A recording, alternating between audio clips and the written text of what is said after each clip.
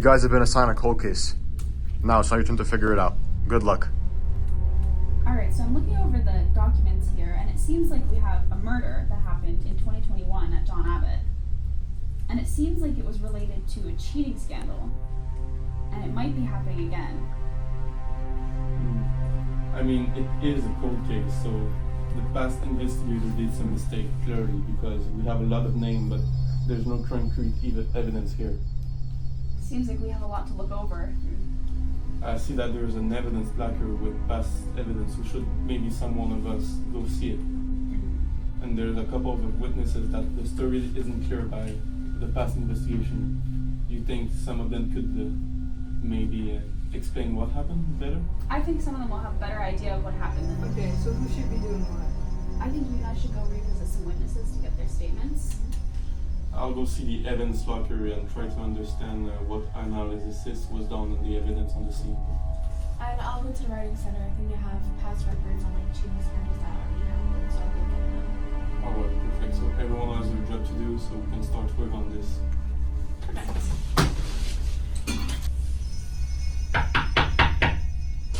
Please. Hi. Hi. Can I ask you a few questions about the situation that happened? No, sure. So we're investigating a cold case, and we'd like to ask you some questions about a cheating scandal that happened. Okay. Do you have any information for us regarding a cheating scandal and a possible murder you'd like to give us? I don't know. I just know I had a colleague who was involved in it. Okay, could you tell me more about this colleague? His name was Luc Gingras, but from what we know now, he was using a fake name, and his real name is Lucas Grigoriev, and it sounds vaguely Russian, so I don't know if that helps you. Perfect. And do you know where he is now? No, he's been gone, and we have no clue where he is now. Perfect. And do you know anything regarding his activities close to when he disappeared?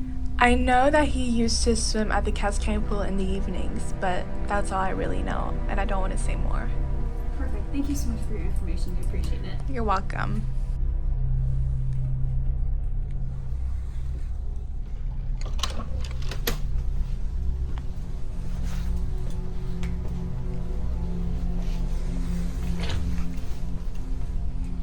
Oh, so I hear you have information on the current cheating scandal. What can you tell us about it?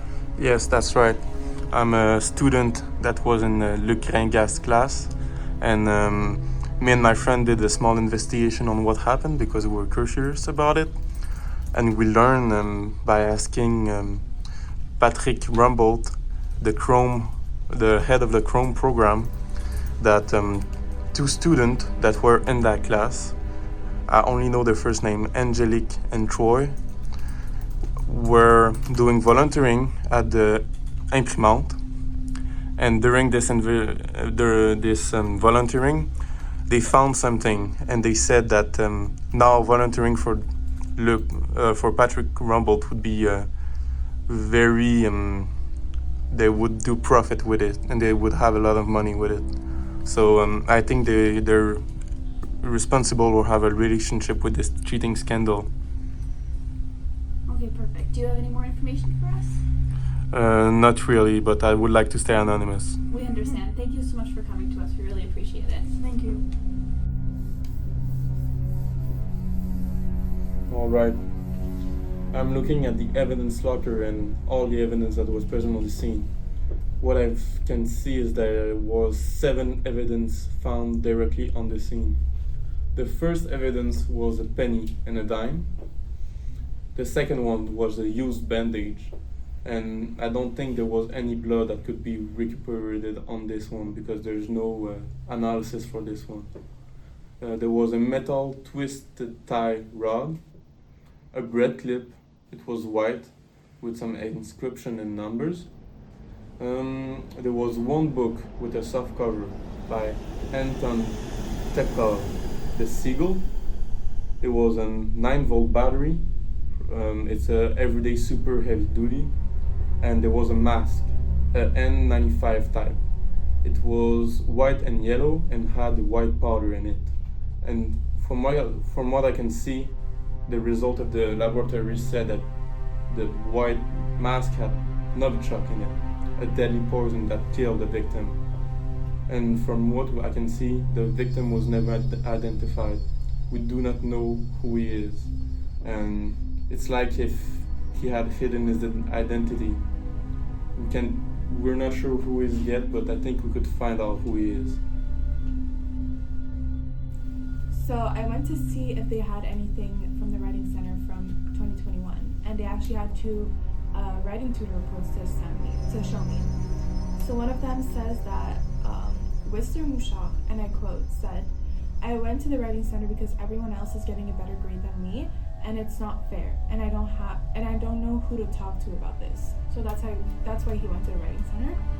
But then the last writing student report we have with him is him saying that he thinks everyone in his class is cheating, and that he thinks it's unfair, and that he was very, very nervous. He seemed actually very nervous when I was talking to the girl who was tutoring him.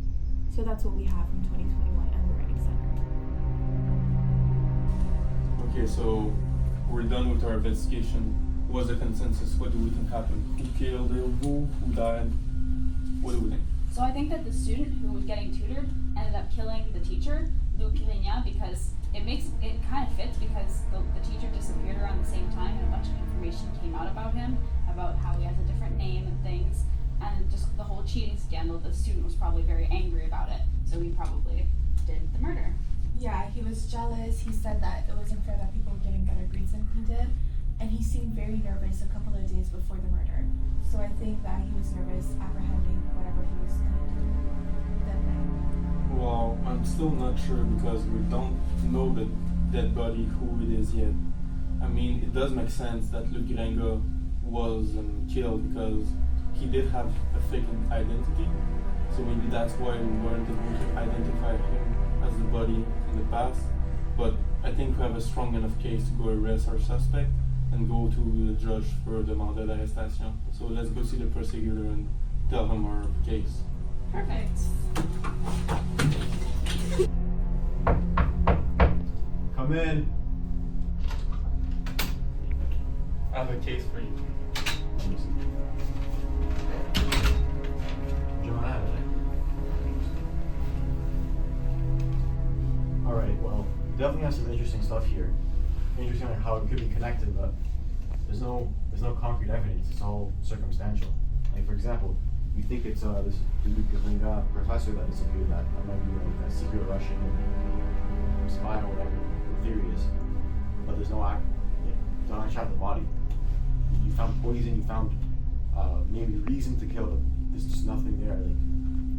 Like even your witnesses too, like how am I supposed to know they're credible, or if there's a whole, because it seems to be if two events, not even back to back, but 2 years apart, that has to be like so organized together. We don't know if these witnesses are even involved, maybe being paid to say these things to throw you guys off the right track. Yeah, I know, but it all makes sense. It all connects in the right way. It's all together. Like Luc Gringa having a fake Russian name, being known by the other teacher, the student being angry at him because he felt like he was giving other students special treatment. Everything comes together. It all makes sense. I think we can go to trial with this. But you said now the teacher that knew the fake Russian name. Well, why didn't she come out and say anything? I'm not sure about that. And even you guys, this Whistler person, like you have these 2 documents where that you guys don't have any information about these people. So I could take this to trial. I'm able to, but I just don't think the jury's gonna want to convict anybody of committing this crime, especially when even the witnesses might be involved, like the teacher who knew of them. I know, but still, we work hard on this. We put our heart and soul, and we thought it would go to trial too. But I guess not. I see hundreds of cases every year. Very few of them actually go to trial. Most of them don't. And sometimes, like you have now, they work very hard, the cops, to figure it out. But sometimes it just doesn't work out. So don't take it personally. But keep investigating. Look after this Whistler person, the other people listed on these documents. Investigate the teachers more. And I'm sure there definitely is something weird happening. But there's just not enough to get a jury to be able to convict someone. That's right. Thank you for coming to see me. Thank you for your I wish you time. luck in your investigation. We'll continue and we'll keep you updated. Thank you, sir. So what do you think the response is going to be? I feel like we have a strong case, but honestly, I don't know about the evidence. It's weird. All of this is weird. I'm not sure. This prosecutor will be picky. Sorry, guys. We don't have enough. He won't go with trial. He told me that with the evidence we have, it's not strong enough. We don't have direct or concrete evidence to prove that even that the body was Luke Erringa. We can't prove anything right now.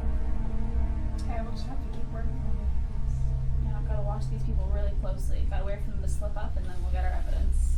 Yeah. We need to. The most important thing is to find some direct evidence from this. So if we can find physical evidence that can link the killer to the body, that will be perfect. But we need to keep working on that. Perfect.